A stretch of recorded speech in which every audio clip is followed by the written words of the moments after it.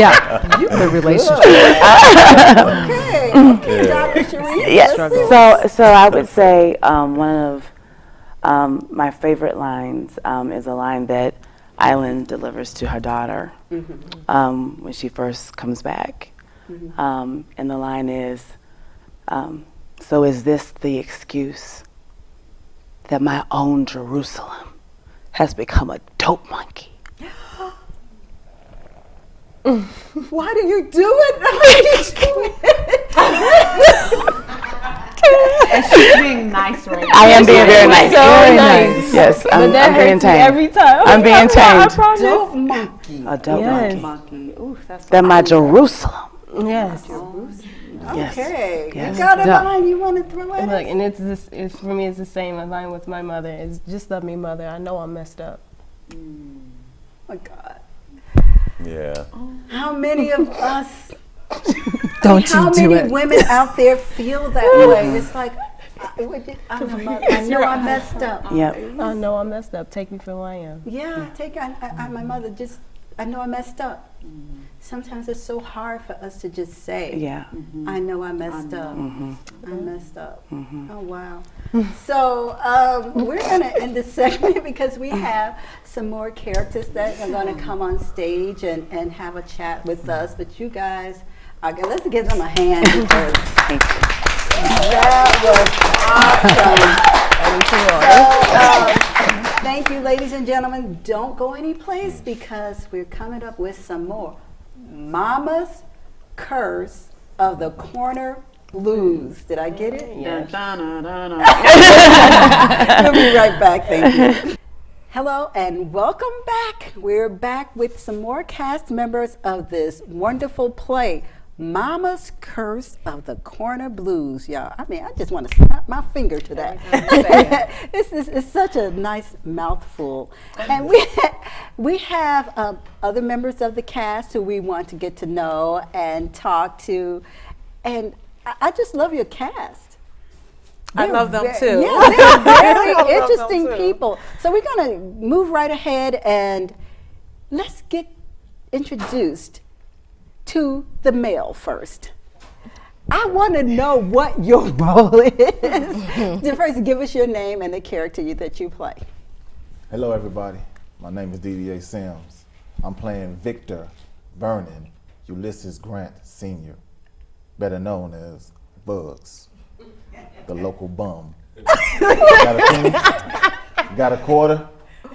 50s? 20s? Hey. We'll sing, dance, wash your car, especially if you're driving pretty and far. We homeless, no shame. Remember, Jesus took care from the broke and lame. That's right.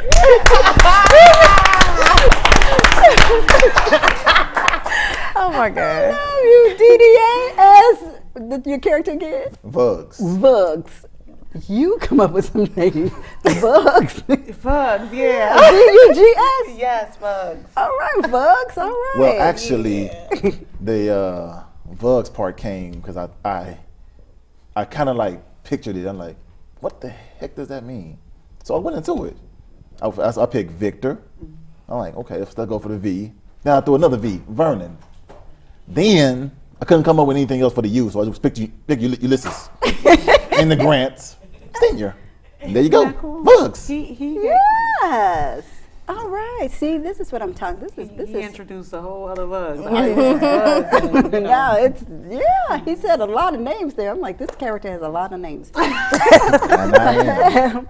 But anyway, and we're gonna move on to this lovely lady.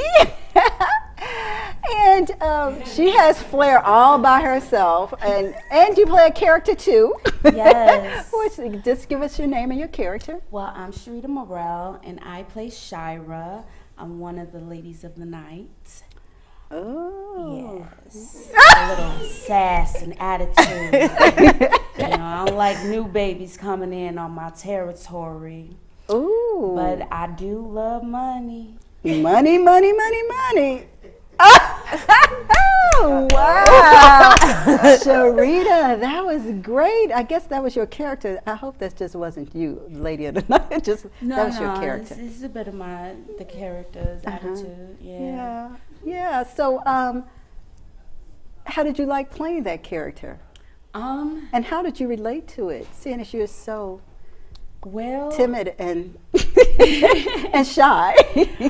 Well, I'm definitely like, when I'm hanging out with my friends, I'm probably am a little bit of the character, but just like alone, it's really, I would say that this character does struggle with the belief of God and religion, and I will say that there was a time where I was struggling with my beliefs, so I can definitely relate to this character when they don't believe that there's God and they believe that this is it, this is all they're good for. So it was kind of like stepping in my past a little bit. Oh, okay. Yeah. Yeah, I see everybody on the stage is nodding. It's like when she said I had come into a place where I was struggling with my beliefs, my faith, my beliefs, my religion. Yeah. It seems like you all had an experience like that, obviously. I think, who hasn't? Well, and that's just it. I think that's growing. It's growing. Yes. When you grow, you ask pains. questions, Yes. you seek answers. Yes. And a lot of, because of the content of the play, because like the Ladies of the Night, they are working girls. They work for the madam. So you get to know these women not for what they're doing, but for how they came into this world. Which I like to remind people that when you are looking at street life themes, no one ever starts that way. Yeah. So when you go behind the scenes, which this is behind the scenes, it's like you're looking at the heart. Okay. So when you think about the Ladies of the Night and you're talking about their beliefs, and she mentioned something that's very essential to her character, the belief that this is all it is. Oh, wow. I have no choice. Oh, wow. So if you believe that you have no choice, yes, then how is there any form of escape? Yes. And one of the things that I struggled with in writing this, I was like, oh, is this doing enough? Is it doing enough? Because it's activism. It's an opportunity. The stage is just another place for a platform for ministry, platform for help. You get what I'm saying? Oh, I know what you're saying. When you think in terms of this is all I have, this is all I got, and there's no escape, I like to say that a lot of people, everybody wants freedom. Not everybody know that they're in bondage. And we address that. Yes. Yeah. And that's what's so great about theater and arts, is that you get to wake up a little bit. Yes. You hear something and you see yourself, and now you get to ask questions. And when you ask questions, you get answers. Yes. Now you're faced with a choice. Yes. And I call it, the devil is a liar. Simply put.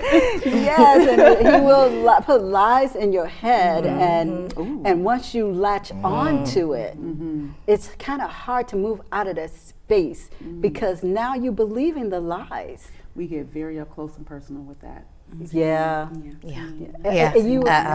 It seems like you would have to be able to do that, get personal up close, because that whole thing is, there's a sickness in that realm that these people didn't really volunteer for, because some of them, they just kind of, in general, they just kind of fall into it, or are led into it, or pushed into it. Part of our Nobody grows up and say, I want to just sell my body. Generational cycles. Yes. These are vicious cycles. Yes. Yes. Part of our rehearsal process, we had an opportunity, and I'm very grateful for the people that came out to share with us, from different organizations or just real life stories, like I've experienced this. So as cast members, as a writer, director, producer in-house, to sit down and listen to a story about how can you do it? It must be done, and that's the whole point, is that we're not listening. Yes. We don't want to listen. Yeah, so it's a hard listen. So when you sit in a seat, and the same person that smiles at you tells you that they've been through the ringer, and now they're out and there's freedom, You know, they live this life, and now they live to tell the story. Yes. It's like you have to approach it completely different. You have to, like I said, bring a humanity back, because you have to understand that there's It's like love. my heart is just racing. It's like I just want to just find all of the people and just hug them all at one time. Yeah, well, And just, we all need love. I mean, yeah, We it's all- it like comes because down to love. it's not a person just being a bad person. That's it. That's not Or a all it damaged is. person, or- yeah. Well, it seems like you have to be pretty damaged, you know, to be in that life, because if your mind is, you know, a little bit clearer, can't you save yourself from that agony? I mean, that because it's just agony. Yeah. A lot of these characters are Oh well, very. let's get your name. Let's start talking about. Yeah. We about to get deep. Okay. So, my name is Michelle Creighton. I play the character. Her name is Autumn. Autumn, she's basically stuck between two lifestyles of who she is and who she want to be. She throughout the play, you'll see her transition from living that lifestyle. She's in it. She's one of the best. You know, she's recognized as being the best at the cat house. You know, but at the same time, she has this hunger and this desire to want to be married and start a family, and you That's know, deep. yeah. So you'll see a lot of that. So she also has her right hand man, who is Shira, and basically they're like two opposites. Like she's the pepper to my salt. Oh, okay. You know, she's the darkness to my light. And so you'll see a lot of that in the play where we're kind of like head on. You know, at first we all buddy, but you'll see. So are you that. a good guy or a bad guy or? If I'm compared to her, I'm the good guy. But at the same time, I'm bad in my own way. Okay. Like, you know, when it comes to the Madam Island, she basically, she recognized me as being the best, and she says it. She's like, okay, you are the one who, you know, don't bring a lot of trouble to my house like Shira do. Like, you're the one that brings the money in, and that's what she's all about, is about her money. So she's like, okay, you're my top-notch player in the game. So you'll see that, but at the same time, she's struggling because she looks at Island, she identifies her as her mother, you know, that mother that she never had. Oh, wow. So you'll see, you know, the disconnect throughout the play when it comes to her and Island. So is this a tearjerker or, I mean? It's a lot.